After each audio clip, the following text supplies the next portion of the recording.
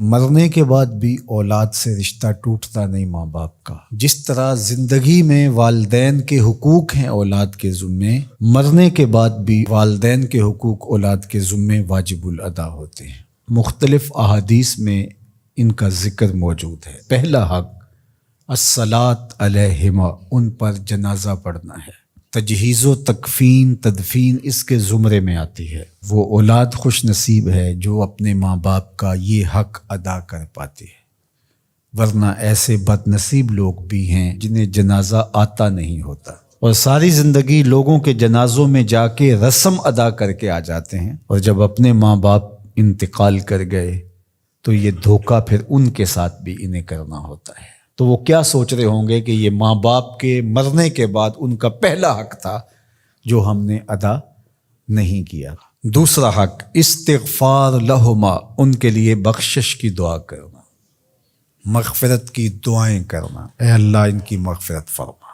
تو یہ بات ذہن میں رکھیے، جس طرح باپ کی ماں کی دعائیں اولاد کے حق میں قبول ہوتی ہیں، اس طرح اولاد کی دعائیں والدین کے حق میں قبول ہوتی ہیں۔ تو ان کے لیے استغفار کیا جائے۔ ایک شخص فوت ہوا اور اپنی بدعمالیوں کی وجہ سے قبر میں جکڑا گیا، تو بعد میں اچانک اس سے عذاب اٹھا لیا گیا کچھ عرصے کے بعد۔ تو بارگاہ عزدی میں عرض گزار ہوا، مالک میرے اعمال تو ایسے نہیں تھے کہ مجھے ان مشکلوں سے نکال کے کھڑکی کھول دی گئی جنت کی، تو کہا کہ تیرے مرنے کے بعد تیری بیوی کے ہاں جو بیٹا پیدا ہوا، تیرا بچہ پیدا ہوا، پھر اس نے اس کو پروان چڑھایا، اب وہ بولنے لگا اور اس کو وہ درس گاہ میں چھوڑ آئی، تو استاد نے اس کو پڑھایا، بیٹا پڑھو بسم اللہ الرحمن الرحیم، تو اس نے یہ پڑھا۔ مجھے شرم آئی کہ اس کا بیٹا مجھے رحمان الرحیم کہہ رہا ہے اور میں اس کو عذاب دوں۔ اللہ اکبر۔ اولاد نیک ہو تو اس کا فائدہ ماں باپ کو پہنچتا ہے۔ ایک حق یہ بھی ہے کہ اولاد نیک ہو، چونکہ اچھے اور برے اعمال قبر میں ماں باپ کو پیش کیے جاتے ہیں۔ اچھے ہوں تو خوش ہوتے ہیں، برے ہوں تو انہیں تکلیف پہنچتی ہے۔ اس لیے ماں باپ کا مرنے کے بعد جو اولاد کے ذمے حق ہے، ان میں سے ایک حق یہ ہے کہ وہ نیک اور صالح ہوں تاکہ ان کو قبر میں راحت پہنچے۔ تیسرا حق ماں باپ کا جو اولاد کے ذمے ہے وہ انفاذ العہد ہے، ان کے عہد پورے کرنے، ان کے وعدے پورے کرنے۔ یعنی انہوں نے جو عہد کر رکھا تھا کسی وجہ سے پورا نہیں کر سکے، تو اولاد کے ذمے ہے کہ وہ اس کو ادا کرے۔ وہ عہد اللہ سے بھی ہو سکتا ہے اور اللہ کی مخلوق سے بھی ہو سکتا ہے۔ اللہ سے کوئی منت مانی تھی، پوری نہیں کر سکے، اسی طرح مخلوق کے ساتھ کوئی وعدہ تھا، اس وعدے کی تکمیل نہیں ہو سکی تھی، تو ان وعدوں کو پورا کرے۔ اس طرح قرض دینا تھا کسی کا اور انتقال کر گئے، تو اولاد اس کو اپنی طرف سے ادا کرے۔ اس کا اگر مال ہے تو اس کے مال سے ادا کر کے اس کے بعد پھر جو ہے وہ اس کی وراثت تقسیم ہوگی، اور اگر مال نہیں بھی تھا تو پھر بھی اولاد کے ذمہ ہے کہ اپنے باپ کا قرض ادا کرے۔ اور یہ اگر جنازہ پڑھنے سے پہلے کر دیا جائے تو یہ سب سے اچھا اور سب سے بہتر ہے۔ ایک تو یہ ہے کہ انہوں نے جو وعدے کر رکھے تھے، ان کے جو عہد تھے وہ پورے کرے، لیکن اس کے زمرے کے اندر وہ واجب کی سطح تک تو نہیں ہے، لیکن ان کے حقوق میں سے ہے کہ ان کے معمولات خیر کو جاری رکھے۔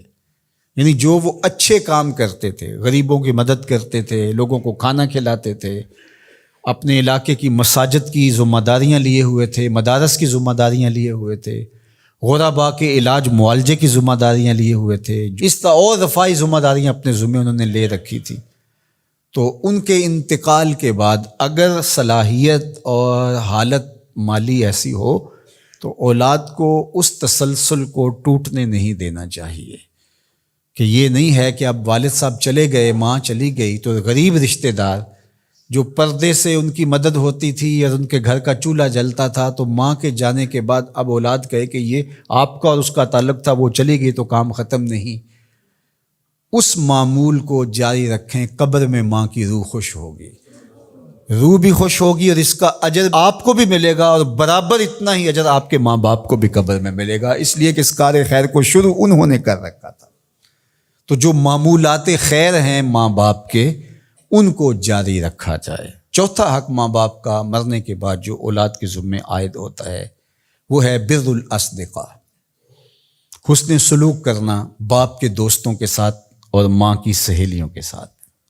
خالہ ماں کی جگہ پہ آتی ہے اور چچا باپ کی جگہ پہ آتا ہے. تو ماں کے انتقال کے بعد جو ماں کی طرف سے رشتہ داری کا سلسلہ ہے اس کو توڑ نہ دیا جائے کہ اب ماں نہیں رہی تو رشتے بھی ختم، اس طرح باپ نہیں رہا تو رشتے بھی ختم. تو ان کے ساتھ صلہ رحمی کی جائے. مرنے والے والدین کے حقوق کو کون ہے ایسا دین جو اس طرح بیان کرے گا؟ آج دنیا یورپ کی بات کرتے ہیں، وہ تو زندہ ماں باپ کو اولڈ پیپلز ہوم میں چھوڑ آتے ہیں. ایک ماں 10 بچوں کو پال لیتی ہے، 10 بیٹوں کو ایک باپ پالتا ہے، پھر 10 بیٹے مل کر ایک باپ کو نہیں پال سکتے. تو خوش نصیب ہیں وہ لوگ جو اپنے ماں باپ کی خدمت کو شعار زندگی کہتے ہیں.